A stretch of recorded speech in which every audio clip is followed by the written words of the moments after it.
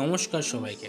অনেকদিন পর দেখা হলো। আজকে তো 23শে জানুয়ারি, নেতাজি সুভাষচন্দ্র বসুর জন্মদিন। আজকে আমি চেষ্টা করেছি আমার বাড়িতে নেতাজি সুভাষচন্দ্র বসুর জন্মদিনটা পালন করার। আগেরও আমি আপনার সাথে আপনাদের সামনে আমার বাড়ির 23শে জানুয়ারি পালন করার একটি ভিডিও ছেড়েছিলাম 2023 সালের সম্ভবত। তো এবার একটা করার চেষ্টা করছি। তো সবে শুরু করেছি, ওই মালা ফালা এনেছি, কিছু ছবিও আনা হয়েছে। আস্তে আস্তে এসে দেখুন এখানে কিছু ছবি রাখানো হয়েছে নেতাজির, আজাদিন ফর্ম তৈরি করা, আজাদিন ফৌজ তৈরি করা। এছাড়া এরমভাবেই সব তৈরি করা শুরু করছি। তো আগে দেখতে থাকুন, আরও আসতে চলেছে। তো এখানেও কিছু ছবি আনা হয়েছে, এখনও গ্রিলটা একটু ফাঁকা ফাঁকা লাগছে ঠিকই। আস্তে আস্তে সবই আসবে। তো আপনারা দেখতে থাকুন, চোখ রাখুন। এইবার দেখুন আমি আস্তে আস্তে সবই ছবি আনা হয়ে গেছে। আমি গ্রিলে আমি সব ছবি রেখেছি। দেখুন এখানে সব সুভাষচন্দ্র বসুর ছেলেবেলার একটা ছবির মিউজিয়াম রেখেছি। এখানে রেখেছি সুভাষচন্দ্র বসুর রাজনৈতিক জীবনটা কীরকম ছিল, কাদের সাথে মিলেছিলেন। আবার এছাড়াও আস্তে আস্তে অনেক ছবিগুলো আসছে। এবারও এরপরও দেখবেন আপনারা অনেক কিছু আসছে। এবার দেখুন একটা রজনীগন্ধা একটা মালাও নিয়ে এসেছি। এইভাবেই করে আসতে আমি এই দিনটাকে পালন করার চেষ্টা করেছি। দেখুন, দেখতে থাকুন, ভালো লাগবে। তো এইবার নেতাজি সুভাষচন্দ্র বসুকে যেহেতু আমি নিজে গুরুদেব মনে করি, ওর জন্যে মা পায়েস বানিয়েছে, কারণ আজকে তো ওনার জন্মদিন। প্রত্যেক শুভ অনুষ্ঠানে যেমন পায়েস বানানো হয় আমাদের বাঙালি পরিবারে, ঠিক তেমনিভাবে নেতাজির জন্মদিনেও মা পায়েস বানিয়েছেন। এছাড়াও কিছু কিছু জিনিসপত্র রাখা হয়েছে নেতাজির প্রসাদ হিসেবে। কিছু বিস্কিট আছে, একটা জিলিপি দেওয়া হয়েছে, একটু জল রাখা হয়েছে, যেরকমভাবে আমরা রাখি।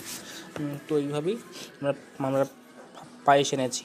তো পায়েস যেমন জন্মদিনে পায়েস করা হয়, ঠিক তেমনি আমি মাকে বলেছিলাম যে আমার জন্মদিনে পায়েস করো, তো নেতাজির জন্মদিনে পায়েস করো না কেন। তো এখানে দেখুন আমরা অলরেডি একটা ভারতের পতাকা লাগিয়ে দিয়েছি। এটা আমার আগে কেনা, অনেক ছোটোবেলায় যখন আমি ক্লাস 3-2 পড়তাম তখন বাবা নিয়ে এসলো। সেই পতাকাটাই আমি ইউজ করি। এই পতাকাতে লাগানো হয়ে গেছে। তো এইভাবেই চলেছে। এছাড়াও দেখবেন এর পরে আরোতে দুটো বাচ্চা এসে তাদের বক্তৃতা রাখবে আপনার সামনে। খুব ভালো বলেছে ওরা। তো দেখুন। আমার নাম সুরজিৎ হাইত। আমি ক্লাস 3-তে। আমি নেতাজির সম্বন্ধে কিছু বলবো। নেতাজি সুভাষচন্দ্র বসু ছিলেন একজন বীর নেতা, যিনি ভারতকে অত্যন্ত ভালোবাসতেন। যিনি চেয়েছিলেন ভারত ব্রিটিশদের থেকে মুক্ত হোক এবং আমাদের দেশ স্বাধীনতার জন্য লড়াই করেছিলেন। তিনি ভারতীয় জাতীয় সেনা গঠন করেছিলেন এবং বলেছিলেন, রক্ত দাও, আমি তোমাকে স্বাধীনতা দেব। ভারতের জন্য লড়াই করার জন্য মানুষকে অনুপ্রাণিত করতে নেতাজি হলেন একজন বীর, যাকে তার সাহস এবং ভারতের প্রতি ভালোবাসার জন্য স্মরণ করা হয়।